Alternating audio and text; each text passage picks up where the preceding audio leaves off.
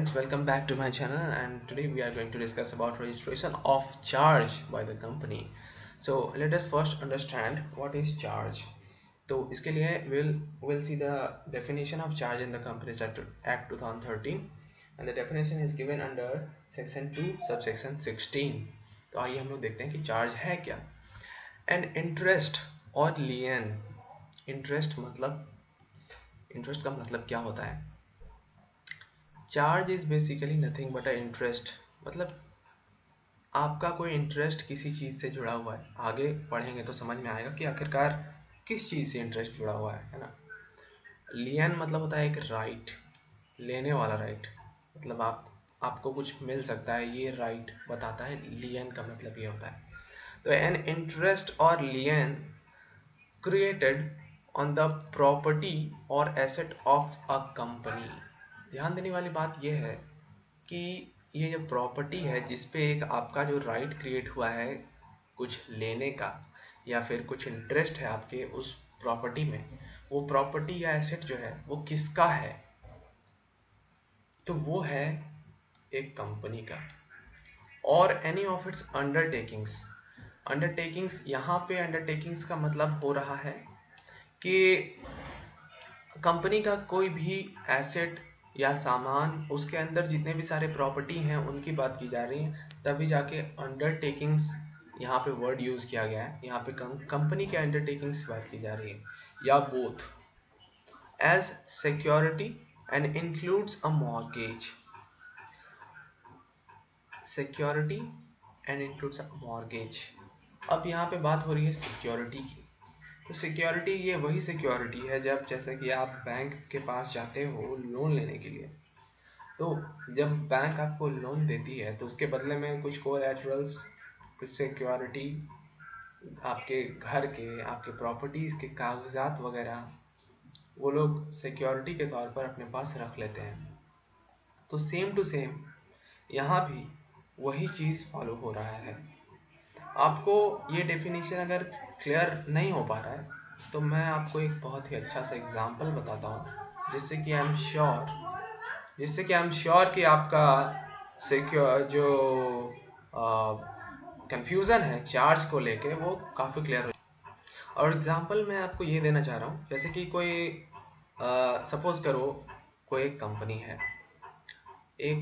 है जिसको कि चाहिए पैसा. तो वो पैसा अगर वो रेज करना चाहता है तो वो कहाँ से रेज कर सकता है. या एक तो शेयर्स इशू करके पैसा रेज कर सकता है. दूसरा, बैंक के पास जाकर लोन लेके पैसा इशू कर सकता है, पैसा रेज कर सकता है. और तीसरा कि कंपनी डिवेंचर्स इशू करके भी फंड रेज कर सकती है. तो डिवेंचर भी एक प्रकार का लोन ही है. तो अब तो आप बोलेंगे कि कंपनी बैंक के पास भी जा सकती थी, तो वो भी तो लोन है. लेकिन कंपनी डिवेंचर्स इंस्ट्रूमेंट इशू क्यों करती है और लोन लोगों से, मतलब पब्लिक से, आम जनता से क्यों रिसीव करती है, वो क्यों रेज करती है, लोन क्यों उठाती है. तो उसके पीछे कारण यह है कि कंपनी के पास जब आप जाते हो तो आपको इंटरेस्ट रेट जो है लोन का वो कंपनी डिसाइड करेगी. मार्केट सिचुएशंस के हिसाब से कंपनी का जो रेट होगा लोन देने का, वो बैंक का जो लोन का रेट होगा वो बैंक तय करती है. लेकिन डिवेंचर्स के केस में जब कंपनी पब्लिक से फंड रेज करती है डिवेंचर्स के थ्रू, तो रेट जो है डिवेंचर्स का, मतलब कंपनी किस रेट पे वापस से पैसा चुकाएगी आम जनता को. यहाँ बैंक के रूप में आप आम जनता को ले सकते हैं, पब्लिक को ले सकते हैं. वो इंटरेस्ट रेट तय करने का पावर कंपनी के पास होता है. तो this is an advantage over and above the bank option to raise funds.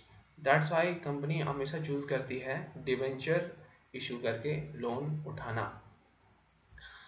और लेकिन आप जब बैंक के पास जाते, सपोज करो अगर कंपनी जब बैंक के पास जाती तो कंपनी को कुछ कोलैटरल्स रखने पड़ते बैंक लोन लेने के लिए. तो उसी तरह से जब आपसे पैसा लिया जा रहा है, मतलब आम जनता से पैसा लिया जा रहा है कंपनी के द्वारा, आम जनता से लोन लिया जा रहा है, तो जनता भी कुछ सिक्योरिटी मांगेगी, जनता को भी कोई सिक्योरिटी चाहिए, तभी जाके वो अपना पैसा इन्वेस्ट करेगा कंपनी में। तो वो सिक्योरिटी क्या है? कंपनी के एसेट्स एंड प्रॉपर्टी। कंपनी के जो अंदर के एसेट्स हैं, प्रॉपर्टी हैं, वही सिक्योरिटी के रूप में काम करती है यहाँ पे। तो अगर आप डिबेंचर्स के बॉन्ड्स वगैरह कभी आप देखे हों, डिबेंचर इंस्ट्रूमेंट के बॉन्ड्स पेपर्स ये सब कभी चेक किए हों, तो आपको पता चलेगा कि उसमें लिखा रहता है कि सो एंड सो प्रॉपर्टी पे आपका इतना का राइट बनता है जितना कि आपने पैसा इन्वेस्ट किया है।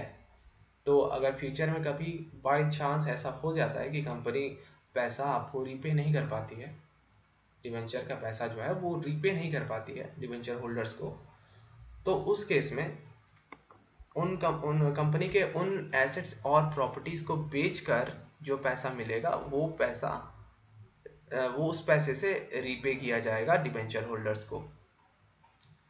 तो यही है पूरा का पूरा कॉन्सेप्ट चार्ज का। तो जो आपका राइट जनरेट होता है उस प्रॉपर्टी पे, एसेट पे, जब आप डिबेंचर होल्डर बन के कुछ पैसा लगाते हो कंपनी पे, तो उसी राइट को चार्ज कहते हैं। काफ़ी मेहनत से मैंने आपको समझाया है, होप कि आपको बहुत क्लियर हो चुका होगा। आगे बढ़ते हैं इसमें। अगर आपको क्लियर नहीं है तो आप मेरे प्लेलिस्ट में जाके डेट इंस्ट्रूमेंट नाम का एक प्लेलिस्ट होगा, उसमें आप पहला वीडियो देख लें, आपको काफ़ी ज़्यादा क्लियर हो जाएगा। आगे बढ़ते हैं। आगे है, it is the duty of the company to register such charge. और चार्जेस को रजिस्टर करवाने की जो ड्यूटी है वो कंपनी की है। अब आपको सवाल आ रहा होगा दिमाग में कि चार्ज को आखिर रजिस्टर कंपनी करवाएगी तो सही, बट कहाँ करवाएगी, किसके पास करवाएगी? तो उसका आंसर है कि चार्ज को जब भी रजिस्टर करवाया जाता है तो आरओसी के पास रजिस्टर करवाया जाता है। आगे बढ़ते हैं। सेक्शन 77 कहता है कि ड्यूटी टू रजिस्टर चार्जेस। ये किसकी ड्यूटी है? जैसा कि मैंने आपको बताया कि चार्ज को रजिस्टर करवाने की ड्यूटी कंपनी की है। सपोज करो आज चार्ज क्रिएट किया गया है। अगर आज चार्ज क्रिएट किया गया है तो उसके with in 30 days that should be registered with the ROC. अगर 30 डेज के अंदर अंदर रजिस्टर्ड नहीं होता है charge, if not registered with in 30 days, अगर रजिस्टर नहीं हो पाता है 30 डेज के अंदर, तो रजिस्टर विद एडिशनल फीस कॉन्डोनेशन। कॉन्डोनेशन का मतलब होता है माफी। कॉन्डोनेशन का मतलब होता है माफी। आपको एडिशनल फीस चुकाकर फिर चार्ज को रजिस्टर करवाना पड़ेगा after 30 days. Where a charge is not registered within 300 days of its creation, the company may make an application to central government for condonation of delay under Section 87. Section 87 के तहत आपको condonation of delay माफ़ी मांगनी पड़ेगी central government से कि 300 days का time मुझे दिया गया, जो कि फिर भी मैंने रजिस्टर नहीं किया, तो उसके लिए मुझे कॉन्डोन मतलब माफ़ किया जाए और मैं एडिशनल फीस भी चुकाऊंगा और मेरे चार्ज को रजिस्टर कर लिया जाए। ये चीज़ कंपनी बोलेगी। वो 30 डेज ख़त्म होने के बाद भी आपको कॉन्डोनेशन करना पड़ेगा, और 300 अगर 30 डेज ख़त्म होने के बावजूद आप रजिस्टर नहीं करते हैं, कॉन्डोनेशन फीस वगैरह कॉन्डोनेशन वगैरह नहीं देते हैं, एडिशनल फीस भी नहीं चुकाते हैं, और 300 डेज पार हो गया, क्रॉस कर गया, चार्ज जिस दिन क्रिएट हुआ उस दिन से लेकर 300 डेज क्रॉस कर चुका है, तो फिर सीक एक्सटेंशन फ्रॉम सीजी। आप सीजी को बोलिए, सेंट्रल गवर्नमेंट को बोलिए कि please please please central government मुझे एक्सटेंड कर दो, चार्ज रजिस्टर करवाने का जो डेट है वो पार हो चुका है, मेरा 300 डेज क्रॉस कर चुका है, लेकिन please give me some extension. तो उसके लिए फिर आपको सेंट्रल गवर्नमेंट के पास अप्लाई करना पड़ेगा। और rectification in registration of charges, कहने का मतलब अगर आपको रेक्टिफाई भी करवाना है, रजिस्ट्रेशन ऑफ चार्ज को रेक्टिफाई भी करवाना है, तो भी इसी प्रोसेस को आपको सीक करना पड़ेगा। एक्सटेंशन सीजी के सेंट्रल गवर्नमेंट से एक्सटेंशन मांगी। आपसे गलती क्या हुई थी? Omission to file with the registrar the particular of charge. आप रजिस्ट्रार के पास, आरओसी के पास चार्ज का जो भी पर्टिकुलर्स वगैरह इंफॉर्मेशन था जो आप नहीं फाइल कर पाए। Omission to register charge within time, अगर आप टाइम के तहत, मतलब या तो जब क्रिएट हुआ उसके 30 डेज के अंदर अंदर आपको कर देना चाहिए था। सपोज 30 डेज के अंदर आप नहीं भी किए, फिर भी आपको एडिशनल फीस चुकाकर और कॉन्डोनेशन लेटर देकर आपको विद इन 300 डेज रजिस्टर कर लेना चाहिए था। और अगर आप विद इन 300 डेज भी नहीं किए तो भी आपको सीजी से एक्सटेंशन मांगनी होगी। ओमिशन और misstatement modification with respect to memorandum of satisfactory. अगर आप कोई या तो आप भूल गए या फिर आपको, या तो आपने रजिस्टर किया ही नहीं, पर्टिकुलर्स वगैरह कुछ प्रोवाइड ही नहीं किया, या अगर किया भी तो गलत स्टेटमेंट दे दिया, गलत वो गलत इंफॉर्मेशन था, मिस स्टेटमेंट था, या फिर कोई मॉडिफिकेशन आया है with respect to memorandum of satisfactory charge.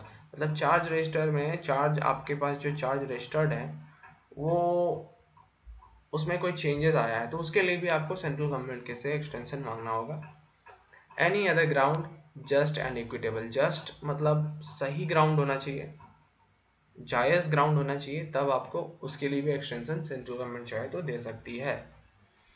Any such subsequent registration, कहने का मतलब अगर 30 डेज के विद इन आपने रजिस्टर नहीं करवाया तो बाद में आपको कॉन्डोनेशन के साथ 300 डेज के अंदर रजिस्ट्रेशन करवाना था, या फिर आपको 300 डेज के बाद एक्सटेंशन मांगना था सेंट्रल गवर्नमेंट से। अगर नहीं करवाया 30 डेज के अंदर अंदर तो फिर such registration shall not prejudice any right acquired by any person before the charge is actually registered। कहने का मतलब यह है, before the charge is actually registered जो वर्ड है, इस थोड़ा ध्यान देने वाली बात है यहाँ पे, कि सपोज करो कंपनी ने चार्ज रजिस्टर नहीं करवाया, तो ऐसा नहीं है कि जो चार्ज होल्डर है, कहने का मतलब जो डिबेंचर होल्डर है जिसने पैसा लगाया है कंपनी में, वो उसका राइट को प्रेजुडिस करता है। ये नहीं होगा कि उसका कोई राइट नहीं है कंपनी के प्रॉपर्टी में, कंपनी के एसेट्स में। अगर उसने डिबेंचर खरीदा है या कंपनी को लोन दिया है तो कंपनी के प्रॉपर्टी में, कंपनी के एसेट्स में उसका राइट बनता है। वही यहाँ पे लिखा गया, बहुत ही इंपॉर्टेंट लाइन है कि any such subsequent registration shall not prejudice any right acquired by any person. मतलब या तो 300 डेज के बाद सीजी से डायरेक्ट एक्सटेंशन सीख करके आपने रजिस्टर करवाया है, या 30 डेज क्रॉस करने के बाद आपने फिर रजिस्टर करवाया था कॉन्डोनेशन लेटर देके और एडिशनल फीस चुकता करके, तो भी वैसा रजिस्ट्रेशन किसी भी इंसान का, किसी भी पार्टी का राइट को प्रेजुडिस नहीं करता है। चार्ज क्रिएट होगा, चार्ज अगर रजिस्टर जब भी रजिस्टर हुआ चार्ज क्रिएट हो गया, और चार्ज होल्डर का राइट भी क्रिएट हुआ। क्या राइट? तो इंटरेस्ट क्रिएट हुआ और राइट टू लियन क्रिएट हुआ उन प्रॉपर्टीज पे जो कि कंपनीज की थी और अंडरटेकिंग्स पे as a security and includes a mortgage. अब आगे है कि आरओसी सर्टिफिकेट ऑफ रजिस्ट्रेशन देगा किसको? कंपनी और चार्ज होल्डर को। जो ही चार्ज रजिस्टर्ड हो जाता है उसके जस्ट बाद आरओसी कंपनी को certificate of registration of charge provide करेगा। नेक्स्ट पॉइंट है deemed notice of charge. Deemed notice of charge section 80 के अंदर आता है, सेक्शन 80। अब ये डीम्ड नोटिस ऑफ चार्ज क्या है तो आइए देखते हैं। Any person acquiring such property or any interest in such property shall be deemed to have notice of the charge। कोई भी इंसान जो कि एक्वायर कर रहा है वैसा प्रॉपर्टी या कुछ इंटरेस्ट एक्वायर कर रहा है in such property shall be deemed to have notice of the charge। कहने का मतलब यहाँ सिंपली कह रहा है कि जो चार्ज होल्डर है, माना जाएगा कि उसको नोटिस है इस बात का, उसको इस बात का ज्ञान है कि मेरा चार्ज क्रिएटेड है उस कंपनी के प्रॉपर्टी पर। ध्यान से आप इस लाइन को पढ़ें। एनी पर्सन, कोई भी इंसान एक्वायर कर रहा है वैसा प्रॉपर्टी या interest in such property shall be deemed to have notice of the charge, shall be deemed to have notice of the charge, मतलब लॉ के तहत उसको माना ये जाएगा कि चार्ज होल्डर को पता है कि उस कंपनी में उसका राइट है, उस कंपनी की प्रॉपर्टी में उसका इंटरेस्ट है, क्योंकि उसने पैसा पेमेंट किया है कंपनी को। क्योंकि पेमेंट नहीं किया, सॉरी यहाँ पेमेंट वर्ड यूज करना सही नहीं होगा, उसने कंपनी को पैसा दिया है डिवेंचर के रूप में, तो इसलिए उसे पता होना चाहिए कि उसका चार्ज बनता है उस कंपनी के एसेट्स के ऊपर। आइए अब हम लोग देखते हैं section 87, punishment for contravention. If any company contravenes any provisions of chapter registration of charges, जो कि सेक्शन 77 टू लेके सेक्शन 85 तक है। सेक्शन 77 क्या है? Duty to register charges. ये जो कंपनी की ड्यूटी है चार्ज को रजिस्टर करवाने की, जिसमें कि सारे डेज दिए गए हैं कि कितने कितने दिनों के अंदर चार्ज को रजिस्टर करवाना उचित होता है, वो अगर इस चैप्टर का रजिस्ट्रेशन ऑफ चार्जेस का, जो कि सेक्शन 77 से लेके सेक्शन 85 तक है, अगर कोई भी प्रोविजन को कंट्रीब्यूट करता है कंपनी, तो फिर उसके अंदर क्या पनिशमेंट है, देखते हैं पनिशमेंट क्या है। सब सेक्शन 1 में लिखा गया है कि कंपनी को फाइन देना पड़ेगा 1 लाख to 10 लाख, और इम्प्रिजनमेंट होगा 6 मंथ का। लेकिन इम्प्रिजनमेंट में तो कंपनी नहीं जा सकती है, क्योंकि company is not a physical entity. तो इम्प्रिजनमेंट में कौन जाएगा? Officer in default. जिस ऑफिसर ने डिफॉल्ट किया है वो जाएगा इम्प्रिजनमेंट में 6 मंथ तक का। एंड फाइन, ये ऑफिसर का फाइन है जो कि ऑफिसर इन डिफॉल्ट को लगता है 25,000 to 1 लाख, इतना के बीच में इसका फाइन डिसाइड हो सकता है। देन हम लोग पढ़ेंगे सब सेक्शन 2, इसी सेक्शन का, सेक्शन 86 का, जो कि है पनिशमेंट ऑफ कॉन्ट्रवेंशन। तो सब सेक्शन 2 जो है, this is the most important thing. और ये जो मई 2020 वाला टर्म है, आई एम श्योर कि इसमें से क्वेश्चन पूछा जा सकता है। ये कहता है अमेंडमेंट के बारे में। अमेंडमेंट आया है इसमें कुछ सेक्शन 86 में। तो क्या अमेंडमेंट है? A person wilfully furnishes, person जो कि विलफुली फर्निश्ड कर रहा है फॉल्स इनकरेक्ट इंफॉर्मेशन, गलत इंफॉर्मेशन किसको फर्निश कर रहा है? आरओसी को, रजिस्ट्रेशन ऑफ चार्जेस के मामले में, या फिर नोइंगली सप्रेस मटेरियल इंफॉर्मेशन, या तो गलत इंफॉर्मेशन प्रोवाइड कर रहा है या फिर कुछ इंफॉर्मेशन को दबा रहा है, मटेरियल इंफॉर्मेशन को दबा रहा है। मटेरियल इंफॉर्मेशन क्या होती है? जो कि इफेक्ट कर सकती है उन सिनेरियोज में, मतलब चार्ज रजिस्ट्रेशन के मामले में वो इंफॉर्मेशन बहुत ही ज़्यादा इंपॉर्टेंट थी, जिसने कि जो कि कंपनी ने नहीं बताया आरओसी को, उन इंफॉर्मेशंस को सप्रेस कर रहा है कोई इंसान, तो shall be required to be registered under section 77। मतलब कि ऐसा इंफॉर्मेशन जो कि अंडर सेक्शन 77, इस सेक्शन के तहत रजिस्टर करवाना चाहिए था उस इंफॉर्मेशन को, लेकिन पर्सन ने, उस व्यक्ति ने या तो फर्निश नहीं किया या फिर उस इंफॉर्मेशन को दबा लिया जो कि सेक्शन 77 के अंदर रजिस्टर होना चाहिए था।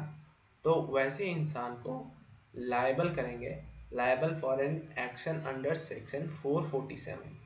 अब आपके दिमाग में आ रहा होगा कि चलो उसे सेक्शन 447 के अंदर हम लोग लायबल तो बना देंगे, जो मटेरियल इंफॉर्मेशन छुपाएगा या फिर गलत इंफॉर्मेशन देगा अंडर सेक्शन 77, उसको हम लोग लायबल कर देंगे अंडर सेक्शन 447। बट आखिर से सेक्शन 447 है क्या? उसको इतना बड़ा वो अपराध कर रहा है, तो उसको हम लोग सेक्शन 447 के अंदर लायबल बना रहे हैं, तो जरूर सेक्शन 447 भी कोई बड़ा सेक्शन होगा। तो सेक्शन 447 क्या है ये हम लोग देखते हैं। सेक्शन 447 है कंपनीज एक्ट 2013 का punishment of fraud under section 447। ये फ्रॉड का सेक्शन है और ये बहुत घातक सेक्शन है। किसी पर एक बार लग जाता है तो वो फ्यूचर में बहुत सारे ऐसे चीज हैं और ऐसा चीज होता है जिसमें कि वो पार्टिसिपेट नहीं कर सकता। जैसे वो फिर कभी डायरेक्टर नहीं बन सकता अगर उसने कभी फ्रॉड किया है तो। इसी तरह से बहुत सारे जगह होते हैं, बहुत सारा पोस्ट होता है जहाँ पे वो अब अप्लाई नहीं कर सकता, वो कभी बन नहीं सकता, वो कभी काम नहीं कर सकता, क्योंकि उस पर सेक्शन 447 का पनिशमेंट ऑफ फ्रॉड लग चुका है। तो ये बहुत घातक सेक्शन है। तो हम लोगों ने आज क्या देखा? आज हम लोगों ने देखा कि चार्ज का रजिस्ट्रेशन कैसे करवाया जाता है, उसका टाइमिंग क्या है। सबसे पहले तो चार्ज क्या है? तो चार्ज एन इंटरेस्ट और lien created by the property और एसेट ऑफ अ कंपनी और एनी ऑफ इट्स अंडरटेकिंग और both as security and includes a mortgage. Charge को रजिस्ट्रेशन करवाने की ड्यूटी किसकी है? कंपनी की। 30 डेज के अंदर अंदर चार्ज को रजिस्ट्रेशन करवा देना चाहिए सेक्शन 77 के तहत। लेकिन अगर 30 डेज के अंदर अगर आप नहीं करवाते हैं तो फिर आप कॉन्डोनेशन लेटर देके एडिशनल फीस चुकता करके आप उसके बाद भी रजिस्टर करवा सकते हैं विद इन 300 डेज। लेकिन अगर आप विद इन 300 डेज भी नहीं करवाते हैं रजिस्ट्रेशन तो फिर आप सीजी से डायरेक्ट जाके एक्सटेंशन मांगिए। अब सीजी से एक्सटेंशन मांगने का ये सब ग्राउंड्स है, तभी सीजी आपको एक्सटेंशन देगा। और लिखा गया है कि अगर 30 दिन के अंदर अंदर चार्ज रजिस्टर नहीं हुआ, उसके बाद का रजिस्ट्रेशन कुछ भी हुआ, या तो कॉन्डोनेशन वाला रजिस्ट्रेशन हुआ या फिर सीजी से एक्सटेंशन मांग के आपने रजिस्ट्रेशन करवाया है, तो भी चार्ज को रजिस्टर माना जाएगा, रजिस्टर्ड चार्ज को माना जाएगा। और वो कोई भी प्रेजुडिस नहीं क्रिएट करेगा एनी किसी भी right acquired by any person before the charge is actually registered. मतलब चार्ज रजिस्टर होने से पहले भी उसका राइट है, चार्ज रजिस्टर होने के बाद भी उसका राइट है। फिर आरओसी जैसे ही कम चार्ज रजिस्टर हो जाता है, आरओसी कंपनी और चार्ज होल्डर को सर्टिफिकेट ऑफ रजिस्ट्रेशन प्रोवाइड करेगी। डीम्ड नोटिस ऑफ चार्ज क्या है? Any person acquiring such property or interest in such property shall be deemed to have notice of the charge. माना जाएगा कि charge holder को इस बात का नोटिस है कि उसका चार्ज क्रिएटेड है किसी कंपनी के एसेट या प्रॉपर्टी पे। अब अगर सेक्शन 86 कहता है कि अगर सेक्शन 77 से लेके सेक्शन 85 तक को कॉन्ट्रवीन करता है तो उस केस में कंपनी को फाइन चुकाना पड़ेगा 1 लाख से 10 लाख तक का। और कोई ऑफिसर इन डिफॉल्ट अगर पाया गया है तो उसको इम्प्रिजनमेंट 6 मंथ का हो सकता है और फाइन 25,000 टू 1 लाख का लग सकता है। और this is the most important portion of section 86 which is subsection 2 of section 86, and that is the amended portion for May 2020, and that this portion says कि जो पर्सन willfully furnish कर रहा है कोई ऐसा फॉल्स इंफॉर्मेशन या incorrect information या फिर कोई मटेरियल इंफॉर्मेशन को दबा रहा है, छुपा रहा है, जो कि रजिस्टर करवाना चाहिए था अंडर सेक्शन 77 के तहत, उसको हम लोग लायबल कर देंगे, उस इंसान को हम लोग लायबल कर देंगे अंडर सेक्शन 447। 447 क्या कहता है? 447 कहता है सेक्शन ऑफ फ्रॉड। उसको काफी तगड़ी सजा हो सकती है और काफी नुकसान पहुंच सकता है उसको जिंदगी भर के लिए अगर उसको सेक्शन 447 लग जाता है तो यही था आज का हमारा रजिस्ट्रेशन ऑफ चार्जेस के बारे में। और बेसिकली मेरा मोटिव था आपको इस अमेंडमेंट के बारे में बताने का, जो कि मेरा मोटिव भी पूरा हो चुका है। और काफ़ी आपको हेल्प मिली होगी इस वीडियो से। सब्सक्राइब करें हमारे चैनल को, बने रहें हमारे चैनल के साथ और अपने दोस्तों में शेयर करें, क्योंकि अगर आपको इससे कुछ इम्पोर्टेंट जानकारी मिल रही है, आपको इससे कुछ बेनिफिट हो रहा है, तो आपका फ़र्ज बनता है कि आपके दोस्तों को भी इस चैनल से बेनिफिट मिलता रहे। वेरी वेरी थैंक यू, धन्यवाद।